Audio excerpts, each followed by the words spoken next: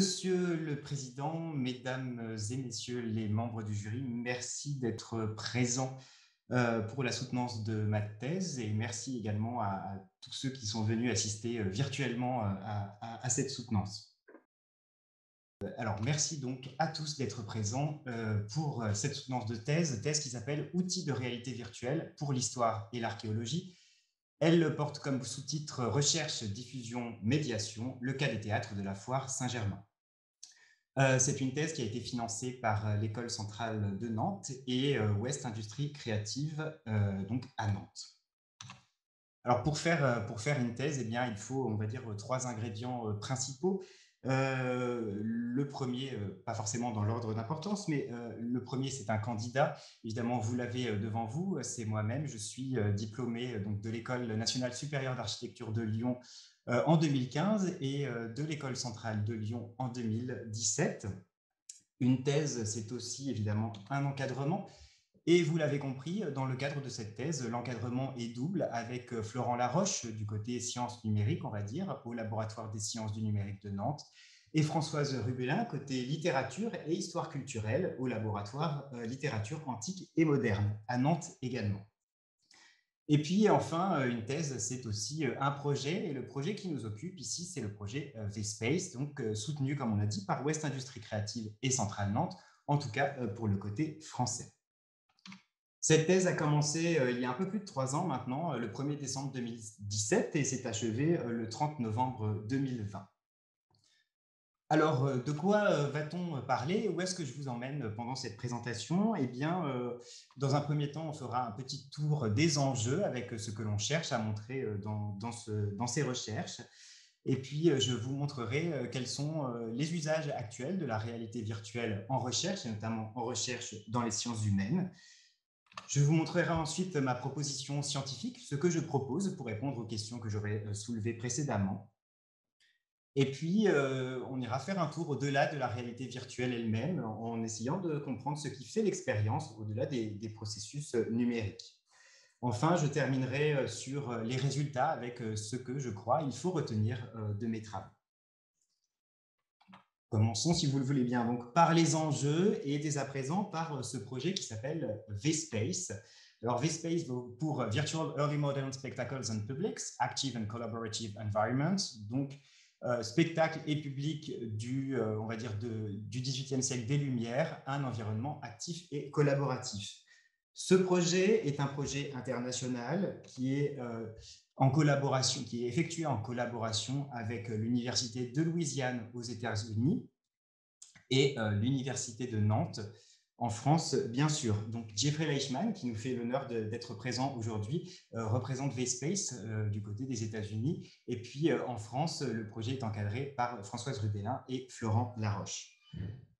Les ambitions de ce projet sont multiples et c'est ce qui explique un petit peu cette interdisciplinarité qui apparaît dans ce projet. Il s'agit en effet de faire vivre pour les chercheurs, les étudiants ou le grand public, grâce à la réalité virtuelle, la restitution scientifique d'une soirée théâtrale à la Foire Saint-Germain à Paris au XVIIIe siècle. Alors, tout un programme, d'autant que tous les mots à peu près dans cette phrase sont importants et heureusement, on aura le temps d'y revenir dans toute cette présentation. Il s'agit globalement d'être capable d'utiliser la réalité virtuelle pour essayer de diffuser auprès des chercheurs ou du grand public et des étudiants, bien sûr, l'ambiance qu'était d'aller au théâtre à la Foire Saint-Germain dans le siècle des Lumières à Paris. Les objectifs du projet, d'un point de vue scientifique, en fait, ils se basent sur plusieurs choses. D'une part, on a vu arriver depuis plusieurs dizaines d'années maintenant ce qu'on appelle les humanités numériques et donc de nouvelles manières de faire de la recherche dans les humanités. Donc, ce projet se base sur cette tendance dans la recherche en humanité en allant essayer de voir quelles peuvent être les nouvelles manières de travailler avec les nouveaux outils numériques qui apparaissent. Il s'agit également de s'interroger sur l'intérêt scientifique de représenter ce qui n'existe plus. Je reviendrai juste après sur cette notion. et puis de capitaliser en quelque sorte sur le potentiel pressenti de la réalité virtuelle, que ce soit auprès du grand public. Hein, on le sait, dans le monde du jeu vidéo, la réalité virtuelle est quelque chose qui tente beaucoup le grand public avec un succès qu'on a pu expérimenter dans le cadre de ce projet, notamment avec des dispositifs de médiation auprès du grand public. Alors pourquoi représenter ce qui n'existe plus? En fait, c'est une longue tradition en histoire, en archéologie et en architecture aussi, que l'on peut faire remonter bien avant Viollet-le-Duc, mais je tenais à vous présenter cette image, qui est donc une restitution, une aquarelle de Viollet-le-Duc du théâtre de Taormine, réalisée vers 1839. Il s'agit d'une restitution, c'est-à-dire de la production d'une image d'un théâtre qui, à l'époque de cette restitution, donc au XIXe siècle, n'existe alors que sous l'état de ruine. Ici, Viollet-le-Duc essaie de représenter l'ambiance du lieu, l'éclairage et puis bien sûr la volumétrie du monument, alors même qu'il n'est à l'époque disponible que sous l'état de traces.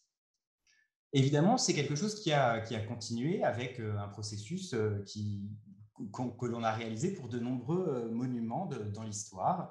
Et puis, au tournant des années 80-90, sont apparues les technologies de la 3 dimensions que l'on a vu en archéologie appliquées à des projets comme le projet Karnak 3D en 1990, où là, il s'agissait de capitaliser sur la puissance de la 3 dimensions et en informatique pour aller proposer une évolution diachronique des temples de Karnak. Alors, je vous mets cette image et que j'apprécie par ailleurs, puisqu'on y voit le contraste aussi avec ce que l'on pouvait produire en termes d'ambiance grâce aux technologies de l'aquarelle un siècle plus tôt et ce qu'on produisait au début des années 90 avec la 3D appliquée à l'archéologie. Et les outils numériques évoluant, aujourd'hui, on peut aller vers des représentations qui sont beaucoup plus, à défaut d'être fidèles, en tout cas, qui retransmettent l'ambiance du passé. Je vous ai présenté par exemple ici le jeu vidéo Assassin's Creed, sorti en 2014. Pour insister sur quelque chose qui me paraît intéressant, c'est que ce ne sont pas toujours les historiens ou les archéologues qui se chargent de la diffusion d'images historiques. Dans le cas présent, c'est donc Ubisoft qui se charge de cette diffusion. Et donc, c'est le jeu vidéo, en quelque sorte, qui prend le relais et qui va aller produire une image, ici du Paris à la veille et pendant la Révolution, qui est bien sûr tout à fait critiquable et qui a été l'objet aussi de vives critiques à l'époque de la sortie du jeu vidéo, malgré l'apport théorique et historique de, par exemple, Laurent Turcot pour ce jeu vidéo. Alors, le jeu vidéo, c'est une chose. Aujourd'hui, on voit apparaître de plus en plus les dispositifs de réalité virtuelle. Alors, la réalité virtuelle, c'est donc la capacité de mettre des utilisateurs dans un environnement entièrement généré par ordinateur. Et donc, ça veut dire que l'environnement répond aux gestes, aux déplacements de l'utilisateur, de telle sorte qu'on a réellement l'impression d'être transporté dans un autre lieu, ce qu'on appelle le sentiment de présence. Ce qui est aussi très intéressant avec les casques de réalité virtuelle, c'est leur intérêt auprès du grand public. On le voit ici, on se doute bien que cette petite fille-là était plus intéressée par l'objet du casque de réalité virtuelle lui-même que le théâtre du XVIIIe siècle. Et donc, on voit bien que c'est un outil qui est en soi prisé du grand public. Ce qui est toujours intéressant de voir si on peut essayer d'utiliser ce type d'outil pour faire de la médiation. La question qui se pose donc à la suite de ça, c'est quelle rencontre existe-t-il entre histoire culturelle, théâtre, sciences numériques et réalité virtuelle? Ce sont à première vue des concepts qui ont l'air tout à fait disjoints, et donc on va essayer de voir s'il existe une intersection entre tous ces domaines. L'idée est donc de construire une réponse à cette question et ma réponse tient en 3 choses, une méthode, un outil et un cas d'étude. Et comment je compte construire cette réponse? Eh bien, tout simplement en menant un travail d'interdisciplinarité. Le processus de travail que j'ai mis en place tient compte évidemment des différentes disciplines que sont les sciences numériques, le théâtre et l'histoire culturelle, pour ne citer qu'elles. L'enjeu d'un travail interdisciplinaire dans ces disciplines, c'est qu'elles ne partagent pas les mêmes normes, les mêmes vocabulaires ou les mêmes outils.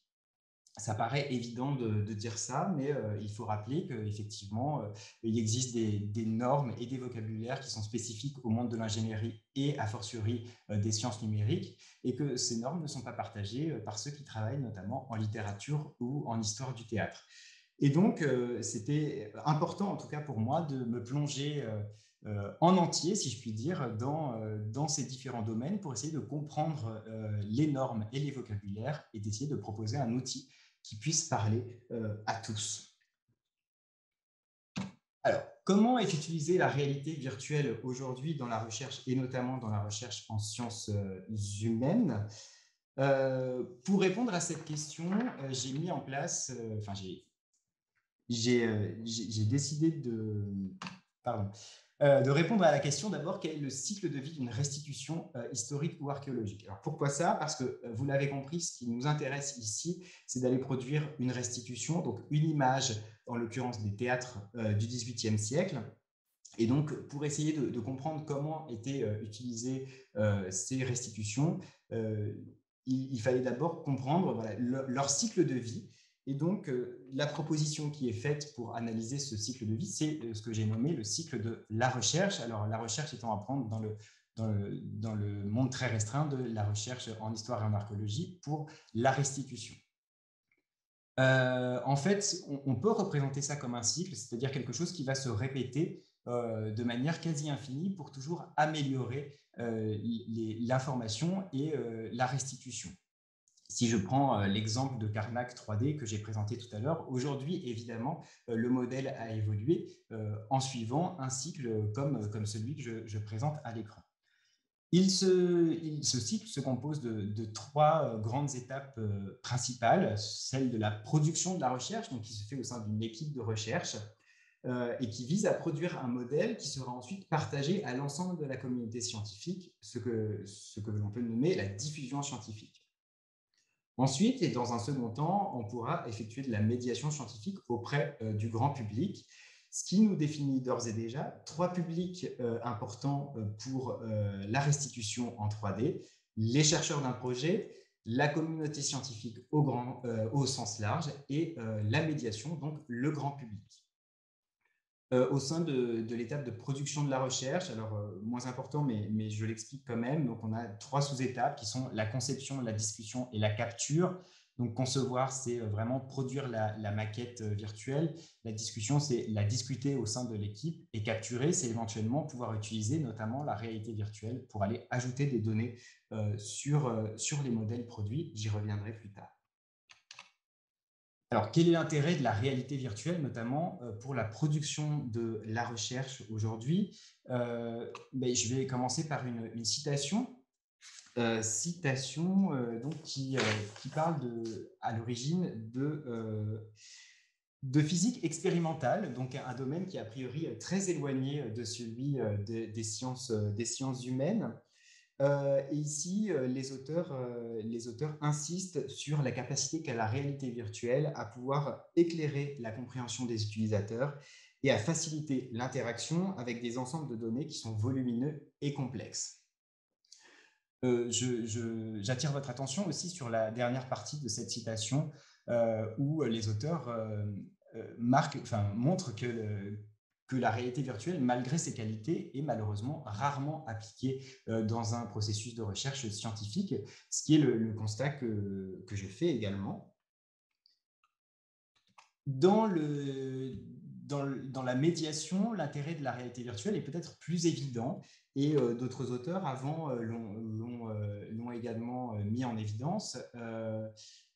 La réalité virtuelle est un outil donc, qui est utile pour discuter et partager et faire de la médiation, que ce soit à propos d'un objet, d'une ville ou d'une civilisation entière. Alors, la civilisation entière, c'est peut-être un petit peu ambitieux, mais voilà, les auteurs présentent en tout cas la réalité virtuelle comme vraiment un outil très utile et pratique pour justement aller partager des informations scientifiques auprès du grand public. Alors aujourd'hui, justement, quels sont ces usages de la recherche en réalité virtuelle pour le patrimoine au sens large? Eh bien, on a des exemples avec l'expérimentation, c'est-à-dire qu'on va aller tester les capacités d'une maquette virtuelle en vérifiant, par exemple, que les circulations fonctionnent dans un bâtiment, comme ici, dans cette restitution d'une plantation sucrière, où l'idée, c'était de pouvoir se déplacer et d'aller tester les différents flux de personnes et de matières au sein de la plantation. La réalité virtuelle est aussi utilisée pour analyser. Alors, par exemple, à l'image là qui est un peu cryptique au premier abord, il s'agit d'aller analyser les gravures sur une pierre. Excusez-moi, j'ai perdu le terme. Et donc de les redessiner en réalité virtuelle et donc de permettre tout un tas d'analyses qui ne seraient pas possibles devant l'édifice lui-même, puisqu'on peut jouer ici sur la lumière pour obtenir des informations supplémentaires. Et puis, c'est aussi capturer, c'est-à-dire que dans ce projet de capture qui est mis en place par nos collègues de Brest, il s'agit là de replacer notamment des ouvriers d'une forge dans la restitution de la forge pour essayer d'aller comprendre comment elle fonctionnait à l'époque de son utilisation, quelles étaient les habitudes des ouvriers, et donc d'avoir des informations qui autrement sont un petit peu perdues, et donc de capitaliser, de capturer l'expérience des ouvriers. Donc voilà trois grands types d'usage en réalité virtuelle, et avec ces trois grands types de contraintes, on va dire, qui apparaissent, notamment l'utilisation d'un matériel spécifique. Hein. On le voit dans l'expérimentation de Barrow et autres. On est sur un dispositif de type Cave, qui est un dispositif coûteux, difficile à transporter et de grand volume. Ou alors, on peut avoir plutôt la réalité virtuelle pour des tâches extrêmement spécifiques et donc un problème de réutilisation de ce qui est produit. Alors, les usages de la VR, de la réalité virtuelle pour la diffusion scientifique, il reste à inventer, puisque à l'heure actuelle, je n'ai pas trouvé en tout cas de démonstration de l'usage de la réalité virtuelle pour la diffusion. La question qui reste à laquelle une réponse reste à trouver, c'est est-ce que la réalité virtuelle pourrait remplacer un article scientifique, c'est-à-dire pourrait-elle permettre de partager une hypothèse aussi sûrement qu'on le fait dans une publication scientifique, dans une monographie ou un article. En médiation, les usages de la réalité virtuelle sont assez évidents et je ne reviendrai pas ici, je ne reviendrai pas en détail dessus. On va dire qu'ils répondent à deux grandes catégories, qui est ici et ailleurs, c'est-à-dire permettre aux utilisateurs de s'évader et d'aller dans des endroits où ils ne pourraient pas aller. Ici, c'est l'exposition, par exemple, de l'Institut du monde arabe qui proposait aux utilisateurs de se déplacer dans des villes aujourd'hui détruites ou très peu accessibles à cause des conflits au Proche-Orient. Et puis, une autre catégorie, c'est maintenant et dans le passé, donc proposant aux utilisateurs de revivre des expériences qui sont aujourd'hui complètement disparues. Donc, par exemple, dans l'exemple de droite, la restitution d'une ville aujourd'hui disparue, d'une ville antique. Alors, quelques observations sur ce très rapide état de l'art. Donc, les expérimentations réalisées nécessitent souvent un matériel spécifique. Je précise de type Cave, donc qui est un matériel, je le redis, coûteux, difficile à déplacer et franchement pas accessible au commun des mortels, on va dire ça comme ça. Elles reposent sur des applications répondant à un usage précis et non sur des solutions génériques, ce qui fait qu'il est très difficile de réutiliser des développements réalisés pour un projet sur un autre projet, ce qui nuit évidemment à l'utilisation de la réalité virtuelle de manière générale dans les recherches en histoire, en archéologie et en sciences humaines. Et puis, il s'agit en général soit d'un usage en recherche ou soit d'un usage en médiation, rarement les deux, et jamais a priori en diffusion. Donc, ce qui veut dire qu'on a une rupture en quelque sorte des usages de la réalité virtuelle. On ne va pas utiliser le même outil ou les mêmes modèles pour faire de la recherche, de la diffusion et de la médiation. Ce qui peut interroger, c'est-à-dire qu'on considère notamment que le grand public n'a pas forcément accès ou n'a pas vocation à voir les mêmes modèles que les chercheurs eux-mêmes. Alors, à partir de cela, la problématique de cette thèse, c'était comment faire pour intégrer durablement la réalité virtuelle dans le processus de restitution 3D en histoire et en archéologie. Vaste programme auquel j'essaie de répondre avec une proposition scientifique. Alors, je vous l'ai dit, la proposition scientifique tient en 3 points. D'abord, une méthode, ensuite un outil, et enfin, un objet d'étude. Je vais reprendre donc dans cet ordre. La méthode que j'ai nommée rétro-architecture, alors vous noterez évidemment la parenté avec la rétro-ingénierie. Il s'agit en quelque sorte d'appliquer à l'architecture ce qui se fait dans le monde de l'ingénierie, où on va essayer de comprendre, de démonter un objet pour le comprendre, pour comprendre les concepts qui sont à la base de sa conception. Donc cette méthode, elle se base sur les étapes qui s'affichent sur votre écran. Donc, définition des objectifs, qu'est-ce que l'on cherche à faire à l'issue de ce processus de rétroarchitecture, collecter des documents, les contextualiser, les recouper et les analyser, effectuer ensuite une modélisation et bien sûr une visite virtuelle de cette modélisation. À chaque étape, l'idée est de réenclencher ce cycle, puisque bien sûr, ce qui paraît le plus évident, par exemple, lors de la visite virtuelle, on peut avoir des idées, des nouveaux points de vue, des remarques qui rentrent en compte et donc qui imposent parfois d'aller chercher sur des nouvelles questions et donc de reprendre la collecte de documents, recontextualiser ces documents, recouper, analyser, remodéliser, etc., etc. Je ne vais pas vous le répéter N fois. Donc voilà le concept de la rétro-architecture. Elle se base sur quoi? Sur ce schéma. Alors, ce schéma, que dit-il? Lorsque l'on veut donc effectuer une rétro-architecture, on veut restituer un bâtiment qui n'existe plus aujourd'hui. Alors, le bâtiment qui n'existe plus aujourd'hui, vous l'avez en bas, c'est le bâtiment construit. En revanche, dans les périodes, et notamment dans les périodes historiques, ce qui est très intéressant, c'est que la documentation nous donne des informations sur ce bâtiment construit. Alors, des informations sur le projet du bâtiment, avec des intentions ou des plans, et ensuite des informations sur l'usage du bâtiment. Alors, de quoi est-ce qu'il s'agit? Tout simplement, par exemple, si je décris un théâtre du XVIIIe siècle, il peut y avoir des visiteurs de ce théâtre qui ont écrit sur leurs visites, dans leurs ouvrages. Et on peut donc retrouver des descriptions. On peut avoir quelques plans, quelques croquis qui définissent cet ouvrage tel que réalisé. Et puis, parfois, des images. Alors, au XVIIIe siècle, c'est évidemment des peintures, des miniatures, des croquis. Et puis, aux périodes plus récentes, ça peut être des photos.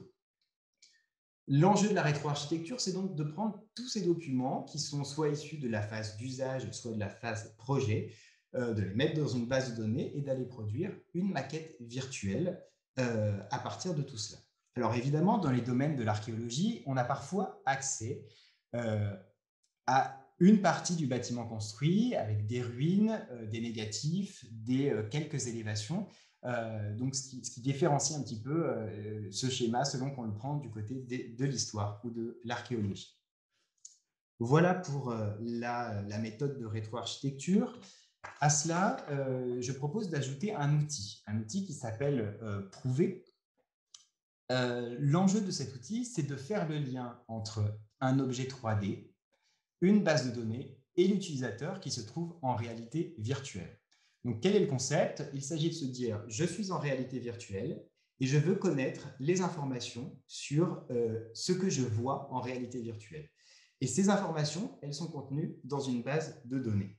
Et donc, Prouver, ce logiciel va avoir comme objectif de faire le lien entre l'utilisateur, l'objet et la base de données elle-même. Alors, ce que permet Prouver, c'est donc, comme je vous l'ai dit, visualiser l'ensemble des documents et leurs métadonnées dans une expérience de réalité virtuelle, documents qui ont servi à produire le modèle. Donc, on peut y voir des hypothèses, des sources, des commentaires de chercheurs sur ce que l'on visualise en réalité virtuelle. Prouver permet d'afficher la description des objets et de leurs usages avec des recoupements thématiques et des suggestions. Donc l'utilisateur pourra être guidé au sein de la réalité virtuelle grâce à prouver. Et puis enfin, prouver permet l'enregistrement de la position et des remarques de l'utilisateur, ce qui permet, entre autres, de pouvoir imaginer, de commenter en fait ce que notamment les experts, donc historiens, archéologues et spécialistes des domaines étudiés, peuvent penser de l'expérience en réalité virtuelle qu'ils observent. Voilà pour l'outil. Et enfin, nous avons un objet. L'objet, quel est-il? Eh bien, ce sont les théâtres de la Foire Saint-Germain. Les théâtres de la Foire Saint-Germain à Paris et spécifiquement au XVIIIe siècle. Alors, pourquoi étudier les théâtres de la Foire Saint-Germain? Question importante. Eh bien, tout simplement parce que ce sont des exemples de spectacles non officiels à grand succès au XVIIIe siècle. J'insiste bien sur le grand succès. Hein. Tout le monde se déplace à cette époque à Paris pour aller voir ces spectacles à la Foire Saint-Germain et à la Foire Saint-Laurent plus tard dans l'année. Ils sont une partie intégrante du patrimoine culturel français. Et ce sont des lieux de création théâtrale sous la contrainte. Alors, contrainte imposée par qui? Par le système des monopoles, et notamment la Comédie Française et l'Opéra, qui sont à l'époque quasiment les seuls à pouvoir jouer à Paris. Malheureusement, ces théâtres disparaissent à la fin du XVIIIe siècle, donc on va dire au moment de la Révolution française, à l'époque où les privilèges sont abolis. Ils ne laissent aucune trace archéologique, en tout cas, et quelques traces historiques que l'on va aller dépouiller dans la suite, et une historiographie parfois à charge. Alors, pour vous montrer un petit peu la diversité et la vivacité de ces théâtres au XVIIIe siècle, je vous place sur un extrait de plan à Paris qui montre alors le quartier actuel Saint-Germain. Et pour vous donner une idée, la Foire Saint-Germain occupe l'actuel marché Saint-Germain. Voilà. Et donc, autour de cette foire gravite un ensemble de salles de spectacle qui sont occupées au cours des XVIIe et XVIIIe siècles, comme vous voyez ici. Donc, ce sont toutes les salles marquées en rose-rouge, avec les salles de spectacle officielles, donc occupées par la Comédie Française ou l'Académie Royale de Musique, qui sont affichées en turquoise. La difficulté de cette étude historique réside notamment pour moi qui ne suis pas à la base formé à ce type d'études, à la diversité et à la multiplicité des sources. Donc, vous voyez ici un rapide panorama. On voit des choses aussi différentes que des plans, des croquis, des miniatures, des peintures, bien sûr des écrits, de la littérature, et puis même voilà, des expériences avec des marionnettistes. Vous le voyez en bas à gauche, Jean-Philippe Desrousseaux.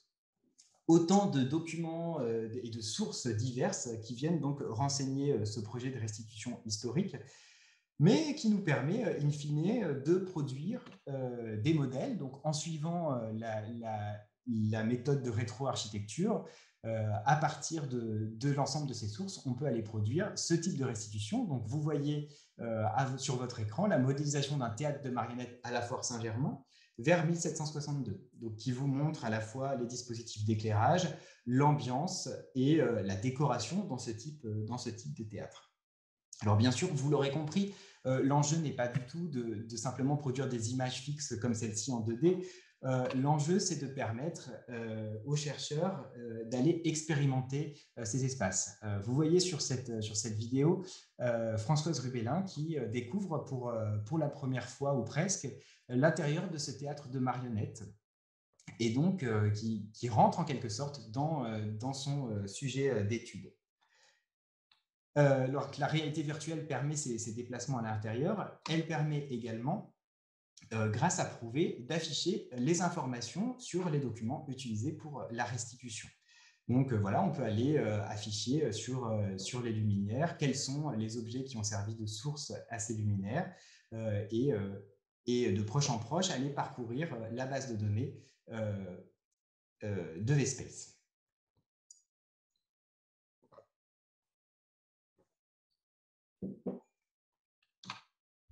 L'intérêt aussi, c'est d'aller chercher l'expertise de certains utilisateurs. Alors, vous le voyez ici, c'est donc quelques images prises d'une vidéo montrant Alban Thierry, marionnettiste, marionnettiste qui donc simule en quelque sorte la manipulation d'une marionnette en réalité virtuelle. Donc c'était une expérience assez amusante, hein. Il a simplement chaussé le casque de réalité virtuelle, il s'est placé dans les coulisses et immédiatement il a simulé cette manipulation de marionnettes. Et donc, pour nous montrer en quelque sorte quels étaient les usages de ces lieux et si finalement la restitution que l'on en fait est conforme aux usages du XVIIIe siècle.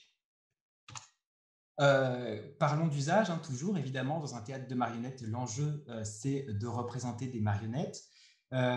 Donc ici, le travail avec Jean-Philippe Desrousseaux a été d'essayer de mettre dans ce théâtre, dans le théâtre que vous avez vu, une petite pièce, Polichinelle, censeur des théâtres, écrite par Carolet, et donc de filmer les marionnettes, ici sur fond vert, pour tenter de les intégrer dans le théâtre de marionnettes.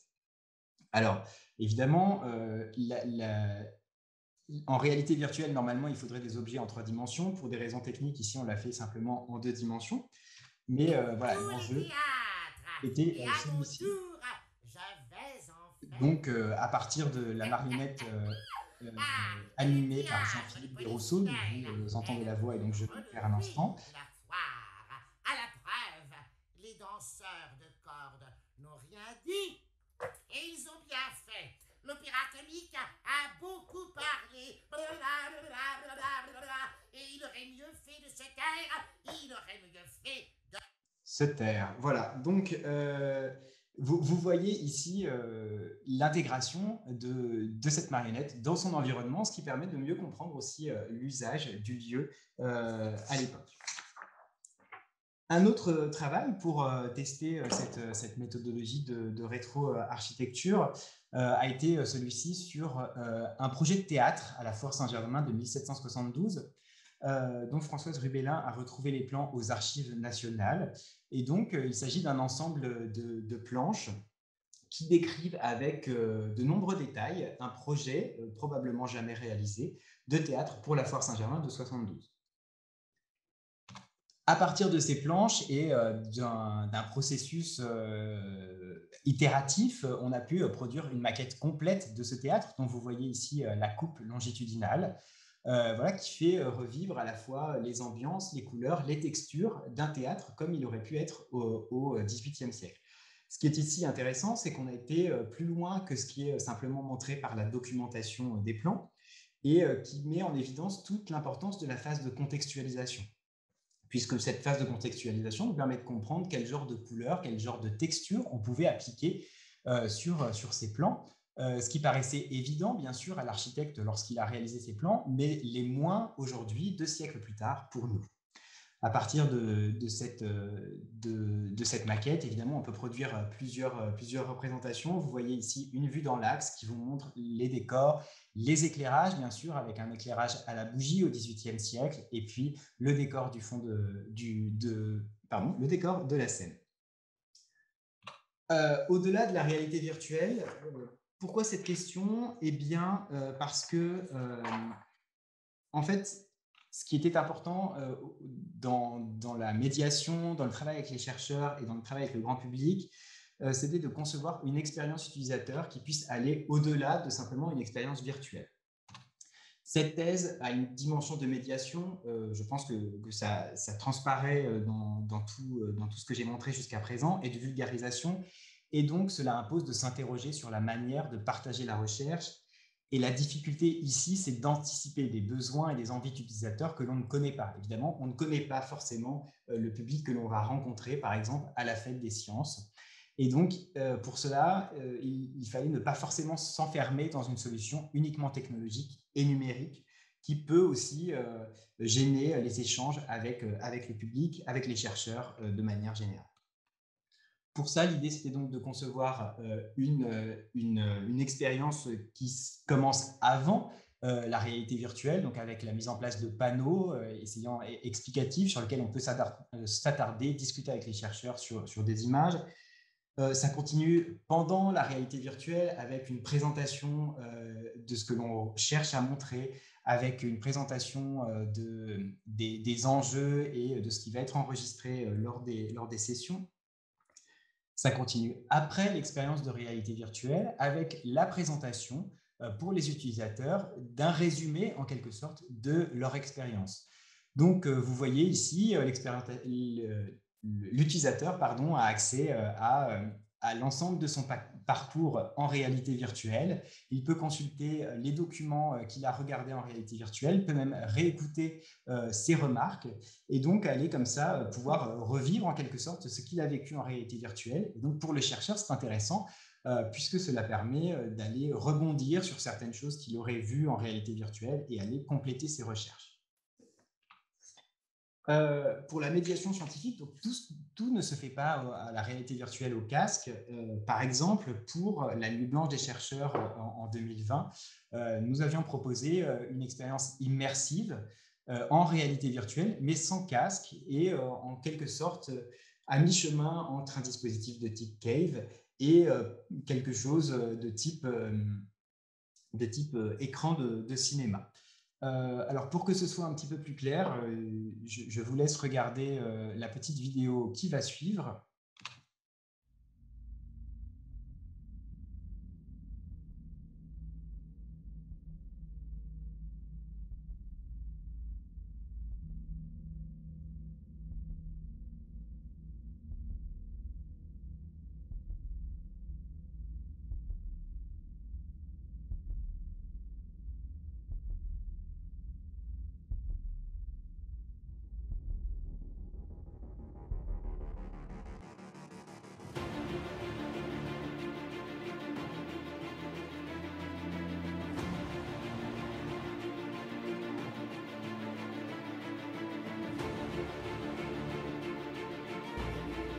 Donc l'enjeu ici, c'est de projeter autour des utilisateurs la reconstruction en live, en quelque sorte, du théâtre de marionnettes que je vous ai évoqué tout à l'heure.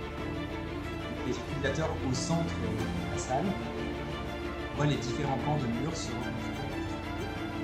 On affiche par-dessus là les informations. Comment est-ce que moi j'ai pu justement restituer cette salle à partir des données et des sources historiques. Donc vous voyez différentes étapes avec l'arrivée du remplissage, du remplissage des parois et là se continue l'arrivée de la scène. Et puis évidemment la suite c'était le spectacle de marionnettes, donc avec ce que l'on a filmé grâce à Jean-Philippe Rousseau, et donc pouvoir revivre finalement un spectacle de marionnettes comme au XVIIIe siècle, dans une salle comme au XVIIIe siècle, tout en étant un public qui fait corps, donc puisqu'on avait réellement quelqu'un de sport pour assister à ça. On en est maintenant aux résultats eux-mêmes. J'ai interrogé en début de cette présentation sur la rencontre qu'il existe entre les différentes disciplines qui sont rencontrées dans ce travail. Je crois qu'il y a bien une rencontre entre les domaines du théâtre, une intersection entre les domaines du théâtre, de l'histoire, de l'archéologie et de la réalité virtuelle. Je dirais que cette rencontre est heureuse, en tout cas c'est comme ça que je l'ai vécu moi dans mes travaux de recherche. Il y a un enrichissement mutuel lorsque ces domaines travaillent ensemble et j'espère en tout cas avoir pu le montrer dans mes travaux. J'interrogeais aussi le potentiel de la réalité virtuelle dans la recherche en histoire et en archéologie. Je crois que pour la réalité virtuelle et la médiation, ce potentiel n'est plus à démontrer, n'était plus déjà à démontrer avant mes travaux, bien sûr, puisque ça a un tel attrait pour le grand public que, bien sûr, à chaque fois qu'on arrive avec un casque de réalité virtuelle à la fête des sciences, tout le monde vient se jeter sur l'expérience sans même savoir ce qu'il y a à l'intérieur. Ce qui est parfois un peu vexant, mais peu importe. En tout cas, nous avons pu, enfin, j'ai pu montrer, je crois, le potentiel pour la recherche en sciences humaines en montrant voilà, l'intérêt de la réalité virtuelle pour la recherche dans ces domaines. Et puis, je reste tout à fait convaincu de l'intérêt de la réalité virtuelle pour la diffusion scientifique, c'est-à-dire que la réalité virtuelle, à terme, puisse avoir le même intérêt pour à faire partager des hypothèses scientifiques et en tout cas j'y crois très sincèrement. D'un point de vue de l'espace forain, je crois dans mes travaux avoir redéfini l'espace forain. Alors pourquoi? Parce que voilà, j'ai étudié ses limites et j'en ai dessiné en quelque sorte les contours sur un plan, ce qui n'avait à ma connaissance encore jamais été fait. Donc on définit l'espace forain avec ses limites, sa taille, sa forme et bien sûr ses salles, donc avec 2 salles que je vous ai présentées dans cette soutenance. J'ai également donné du sens à un jeu d'archives méconnu, jeu d'archives sur lequel est retombée Françoise Rubellin, et puis ajouter donc à cela une nouvelle image des théâtres forains de la seconde moitié du XVIIIe siècle, puisque l'on pensait les foires, et en tout cas la foire Saint-Germain moribonde après son incendie de 1762, et l'on découvre en tout cas qu'il y a des projets qui montrent des théâtres de grande ampleur à l'intérieur. Et puis enfin une conclusion alors évidemment un peu plus personnelle et sur laquelle j'insiste quand même puisque c'est aussi l'objet d'une thèse. Ces travaux m'ont permis d'obtenir un poste d'ingénieur de recherche au CNRS et donc en soi je crois que en tout cas pour moi c'est une excellente chose. Je vous remercie d'avoir suivi ma présentation et puis je vais laisser maintenant la parole aux membres du jury.